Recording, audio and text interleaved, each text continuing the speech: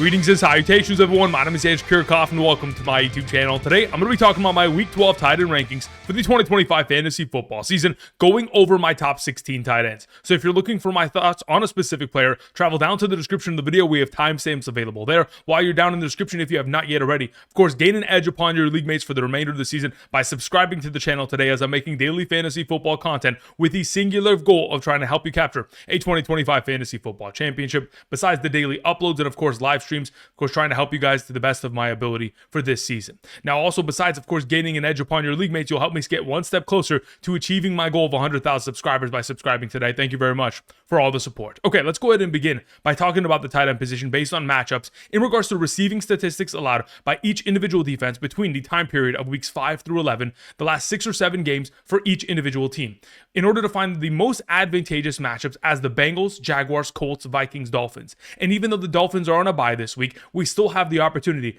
of Hunter Henry versus the Bengals, McBride, who is already on fire on a generational run, taking on the Jaguars. Of course, Travis Kelce taking on the Colts. Many of great tight ends have advantageous positions, but I just want to go ahead and represent some of the more advantageous positions and also some of the more disadvantageous positions, so that when I reference back to them over the course of today's episode, you guys have an understanding as to where I'm pulling these statistics from. Now, outside of that, before we get into talking about, of course, my top 16 tight end rankings on an individual basis, quick reminder, later today, I'll be live streaming on the channel after the Thursday night football game between, of course, the Houston Texans and Buffalo Bills later tonight. And at the end of today's episode, I'll be putting together a couple plays via Betr for tonight's game. So for those of you who are interested in potentially putting together your own plays and, of course, getting my Sunday morning rankings for the remainder of the season, be sure to travel down to the description of the video today and check out Betr. I'm partnering with them for the entire of the season, not only to provide daily plays, but, of course, provide Sunday morning rankings. So for those of you who want an edge upon your league mates in order to help you set your lineups at the quarterback, running back, wide receiver, tight end, kicker, defense, and flex positions for both half and full PPR scoring formats, sign up today using code Andrew via Betr, using the link down below.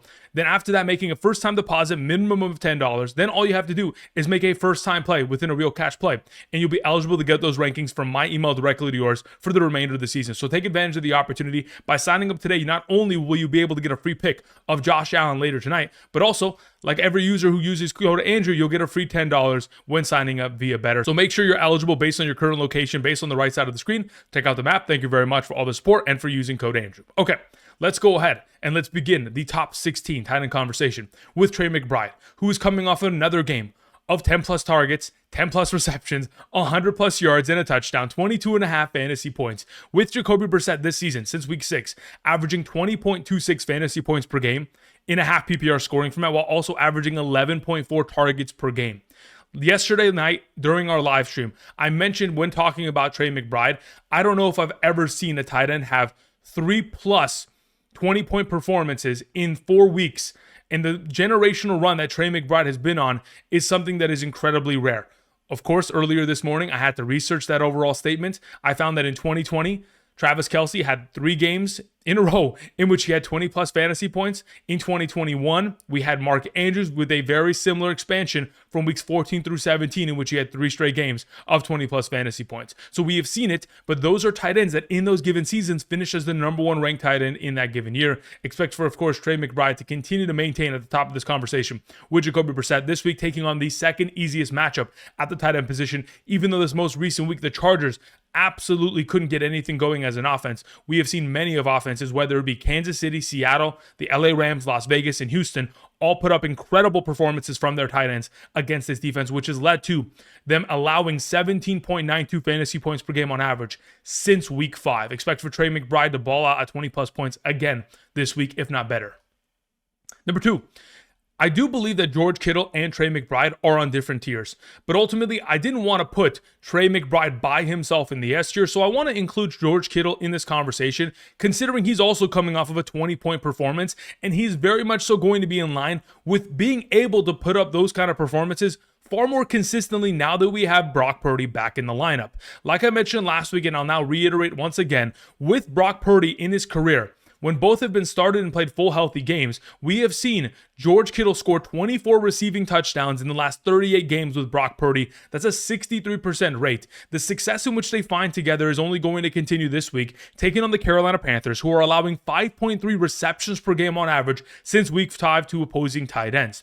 Over the course of this season, of course, George Kittle, yes, has dealt with injury, but over the course of the last 4 weeks in specific, we have seen him be the primary zone beating option for this offense. And as we all know, the Carolina Panthers utilize the most zone coverage amongst all teams in the National Football League, 80+%.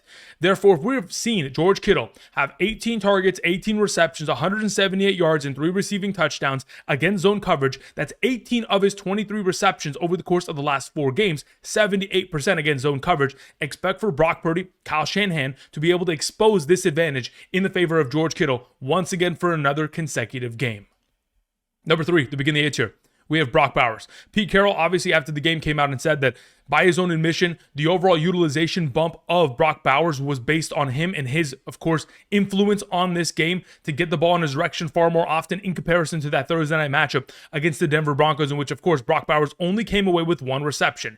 Of course, coming off of a game of 12 targets, 7 catches, 72, should be a weekly outing for Brock Bowers. That's why he maintains a top 3 standing as he is taking on the Cleveland Browns this upcoming week. Of course, the goal for Brock Bowers is not only to get himself all that utilization within the receiving category, receptions and receiving yards, but of course also get himself some red zone looks, and hopefully that's going to be the case, as over the course of this season, Brock Bowers is the 4th highest targeted rate at the tight end position amongst all when their quarterbacks have faced pressure.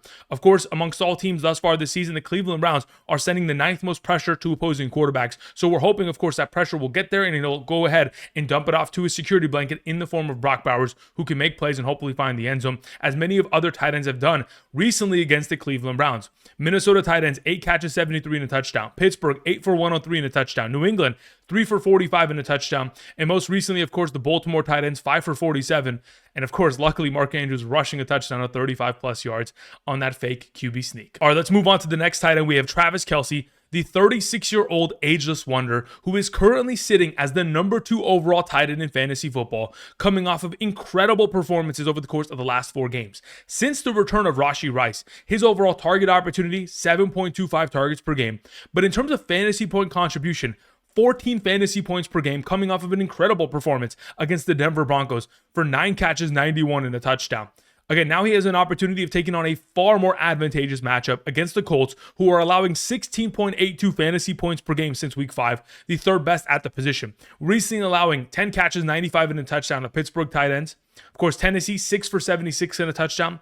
The Chargers, 164 and a touchdown. Arizona, 106 and a touchdown. All tight ends have found success, whether it be committee tight end groups or whether it's individualized like a Gadsden and or Trey McBride. Therefore, Travis Kelce against Indy in a favorited position at home in an advantageous matchup should be able to ball out for another consecutive game. Number 5, taking on the Indianapolis Colts is, of course, Travis Kelce. But on the other side of this matchup, we have Tyler Warren, the rookie sensation, who is the number 3 overall ranked tight end thus far this season. And even though he has been in a bit of a touchdown drought as of late, we are still seeing him trend in the right direction in terms of total utilization. Now, I understand that the Kansas City Chiefs are a middle-of-the-pack matchup. I think they're giving up the 22nd most fantasy points to opposing tight ends, 10.25 fantasy points per game on average and a half PPR. But we have seen tight ends who have actually been greatly utilized in terms of opportunity share find success. We're talking about Detroit's tight ends, 5 for 55 and a touchdown. Washington, 6 for 60. Buffalo, 8 for 148 and a touchdown. Dalton Kincaid going for over 100 yards in that game against the Kansas City Chiefs. And why that's so important is because Tyler Warren can function as the Dalton Kincaid of this given week, considering Daniel Jones thus far this season, when he has taken on blitz-heavy teams, Atlanta, Pittsburgh, Miami, and Denver this season. All 4 of those teams being in the top 9 in terms of blitz percentage rate over the course of this season.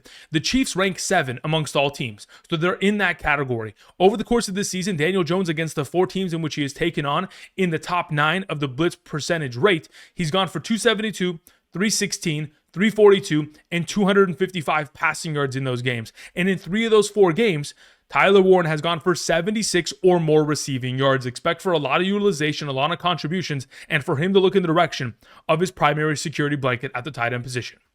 Our number 6, to begin this B tier, we have Mark Andrews, who is coming off of another consecutive game of a touchdown. He truly does, over the course of his career, have a knack to finding the end zone, whether it is a reception or in this most recent game, a fake tush push that leads to a 35-yard rushing touchdown in which I've never seen Mark Andrews run that fast in multiple years. He looks healthy, he looks ready to go, and to continue his successful streak of scoring a touchdown. Now, in this most recent game, again, he had to find himself in the end zone with his legs rushing, primarily because Lamar Jackson didn't throw a passing touchdown. That is the first time Lamar Jackson hasn't thrown one passing touchdown minimum while playing 100% of the offensive snaps since week 5 of the 2023 season. Incredibly uncommon.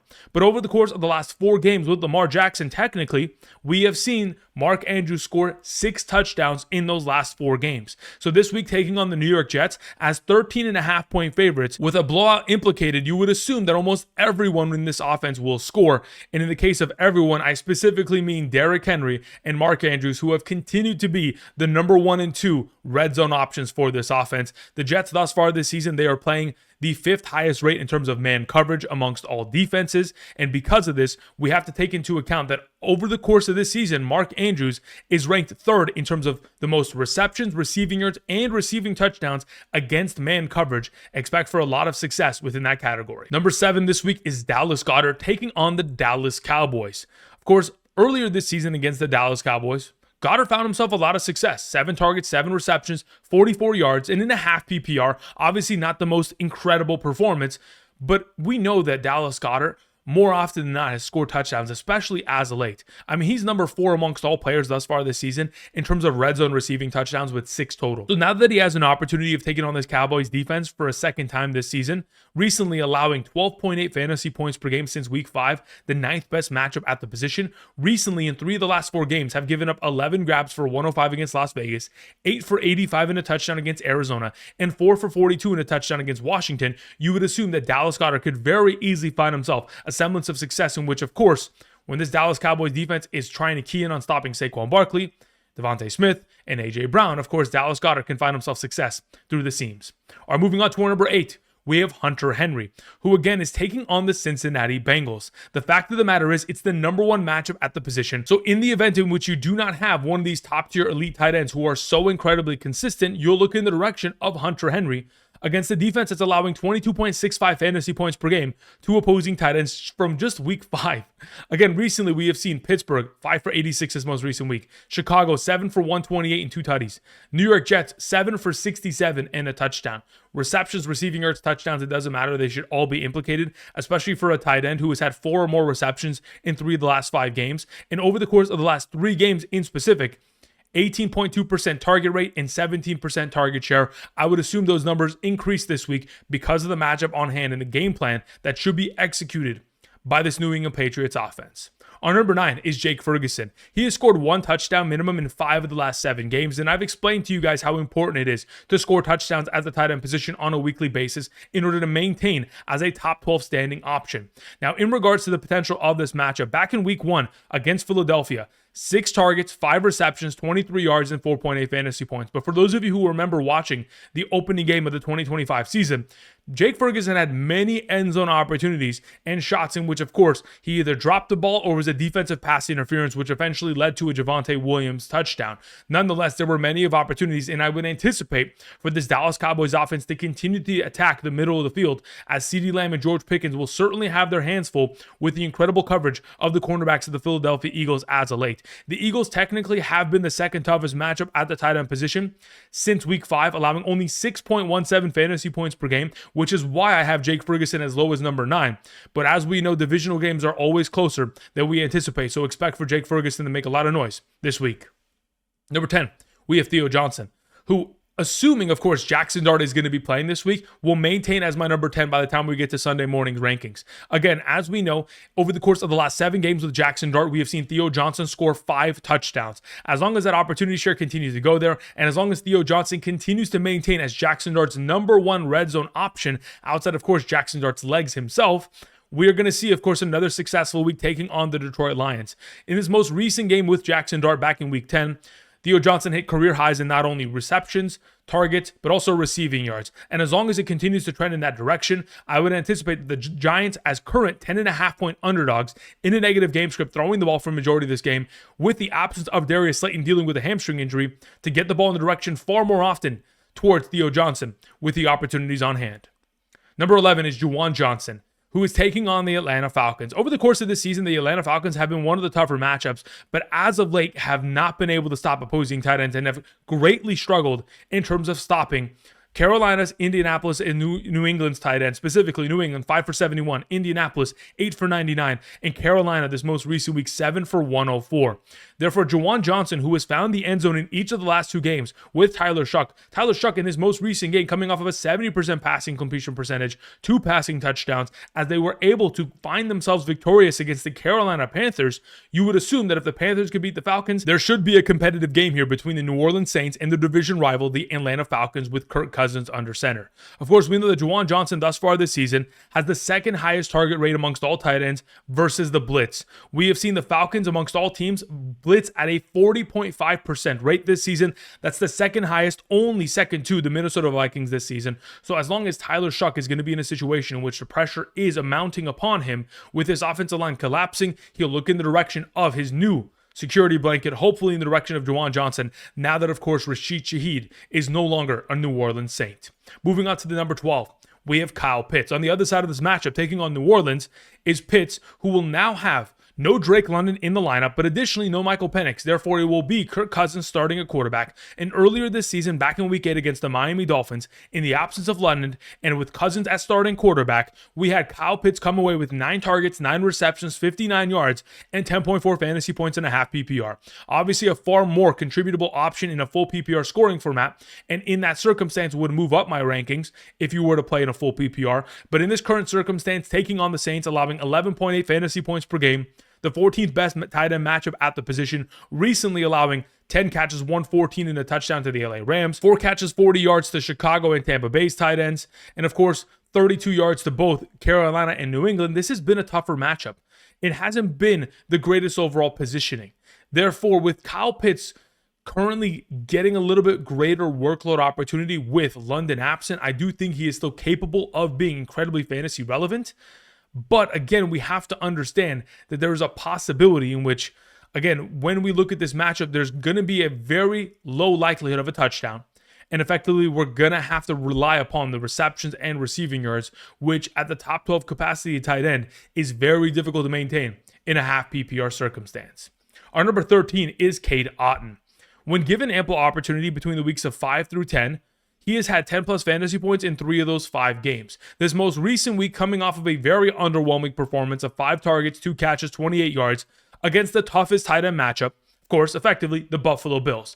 Therefore, this week taking on the LA Rams, who I believe to be an advantageous matchup, most recently giving up 10 receptions and 70 yards to AJ Barner, 11 for 99 and 2 touchdowns to the San Francisco 49ers tight ends, and of course, Juwan Johnson coming away with 3 catches, 31 and a touchdown recently. In just the last 3 games alone, the LA Rams have been suffering in terms of stopping opposing tight ends. Therefore, allowing 12.5 fantasy points per game and the potential of, yes, still Chris Godwin returning, I would anticipate Cade Otton to get himself a lot of utilization as Bucky Irving and Chris Godwin's returns this week, theoretically speaking, if it was to occur, would still be a very slow transition, as we would anticipate for Cade Otton to get himself a good share of workload and therefore fantasy points.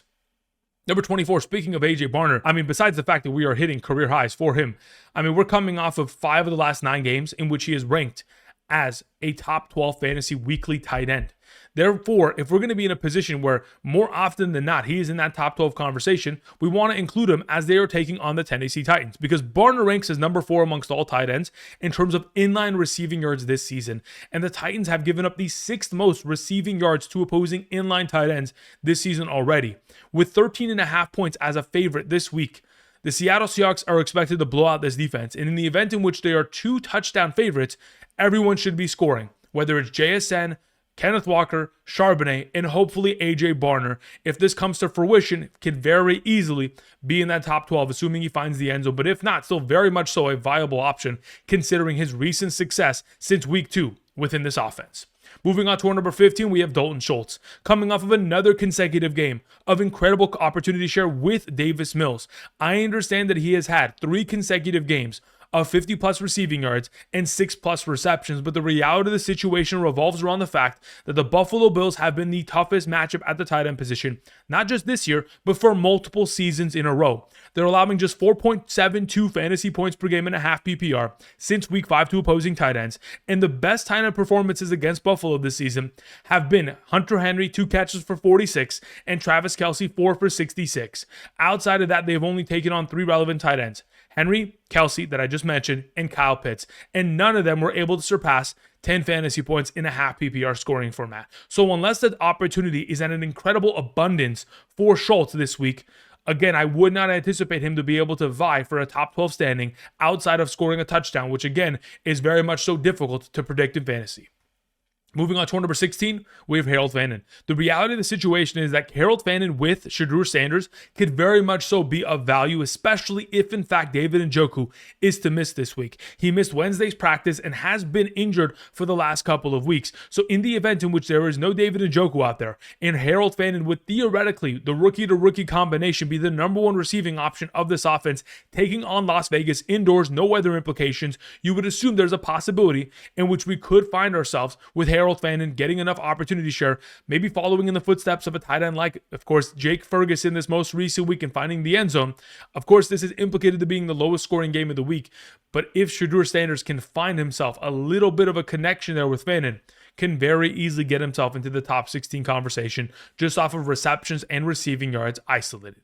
That's going to cover it in regards to my top 16 tight ends. In the event in which, of course, Harold Fannin does not end up having David Njoku miss, I would then perhaps include Colston Loveland in this conversation, but then again, he is dealing with the overall contribution of Cole Kmet. Very similar to Harold Fannin, rookie tight ends that deserve the breakout in the full workload, but haven't been exposed to it at a full capacity as of yet. All right, that's going to cover my top 16 tight ends for week 12 of the 2025 fantasy football season. Of course, not talking about the quarterback position today, but I wanted to go ahead and quickly talk about a couple plays that I'm putting together later tonight via Betr. But before I do, a quick reminder for those of you guys who have not yet already, check out the Patreon. If those of you who are looking to get my rankings every Thursday, later today, you can go ahead and sign up and get my rankings to set your lineups, but also get updated rankings every Sunday morning. You can check out the Patreon. Also send me individualized questions, whether it is a waiver wire pickup question, a trade question, a starter sit question. It does not matter. You want my opinions fantasy football related, you can send me direct messages, whether it is via the Patreon Messenger and or Discord, to get those questions answered.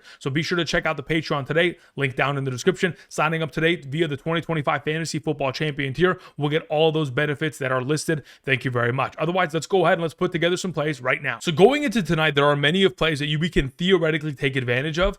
But the two plays that I like the most is Woody Marks going more than 55.5 rushing yards. Again, we've talked about this as of late. The Buffalo Bills cannot tackle. They cannot stop the run. They cannot stop anything in the rushing category. The reality of the situation is they are not equipped to do so. Over the course of this season, since week 5, they are the number one running back matchup in terms of rushing statistics allowed. 22.85 fantasy points in the category, 5.32 yards per carry on average to opposing running backs. They have recently allowed 157 rushing yards and 2 touchdowns to Tampa Bay, 188 and 2 touchdowns to Miami, 61 and a touchdown to Kansas City, 104 and a touchdown to Carolina, and 202 and 2 touchdowns to Atlanta. Every single backfield has been able to surpass this 55.5 rushing yard mark. And considering Woody Marks, speaking of Mark, has been able to get himself 14 and 18 rushing attempts in just the last 2 weeks alone, as Nick Chubb's overall utilization and exposure to opportunity has diminished greatly in terms of snaps and opportunity share, if we're going to expose Woody Marks to anywhere between 14 to 18 touches, let's say 16 on average, at a 5 potential yard per carry average mark, even if we say he averages 4 yards per carry on 16 rushes, that's 64 yards in the given game. I would anticipate, considering the advantageous nature of this matchup and the effectiveness of opportunity in which Woody Marks has been granted, I think 55.5 rushing yards is a great discounted play as of today going into the matchup. Now, within this same conversation, I also wanted to highlight a player like Khalil Shakir, specifically in regards to his potential within the receiving category in terms of receptions. I know that Khalil Shakir oftentimes has, burnt us here and there on some of the plays that we've made. Obviously coming off of a very underwhelming week of 1 reception, but prior to this most recent Sunday debacle, had 5 of the last 6 games consisting of 5 or more receptions. Therefore, going into tonight with no Dalton Kincaid and the fact that the Houston Texans secondary have allowed the following statistics to opposing slot options Over the course of the last 4 games, San Francisco 9 for 78 and a touchdown. Denver 5 for 57. Jacksonville 7 for 104. Tennessee 8 for 84 and a touchdown. Opposing slot receiving options, whether it be a wide receiver or a tight end, over the course of the most recent weeks against this defense have found an abundance of success. I would assume that Khalil Shakir, considering earlier this week their family welcomed their firstborn child, is going to ball out later tonight. I understand that he missed practice this week. It's not something of a potential concern of mine. I am assuming he'll be able to surpass that number. So we're taking more on both Khalil Shakir and, of course, Woody Marks for a potential 3x multiplier. If we were going to look in the direction of other plays, I think there could be a conversation where we look towards a player such as Shavers, one of the receiving options. Let me go ahead and pull up this game in specific. Again, there are a lot of receiving options in this game. But if we were to potentially look towards like a Bills receiving option outside of, the amount of 20-yard receptions he found in this most recent game, he had 3 receptions of 20 or more yards. There's a possibility on one singular play he can make this up, but 9.5 yards, that's 1 reception for someone like Shavers. I really think that is a very potential possibility in which we can explore upon that. I think there's an opportunity in which, of course, Josh Allen, who is scoring rushing touchdowns at a ridiculous rate as of late, specifically if we're talking about rushing touchdowns, again, look at that. He has scored 2 or more in 3 of the last 4 games. These are other opportunities in which you could take advantage of. Again, be sure to sign up today using code Andrew. Make that first time deposit minimum of 10. Not only to, of course, get the free play, like I mentioned before, of potentially Josh Allen. Of course, we're talking about this play right here in terms of 0.5 passing yards. It's a free play. You can add it to this overall play. And, of course, have some fun tonight. Thank you, everybody, for watching. I'll be back later tonight live streaming on the channel. Until then, have a great day, and I'll see you guys. Peace.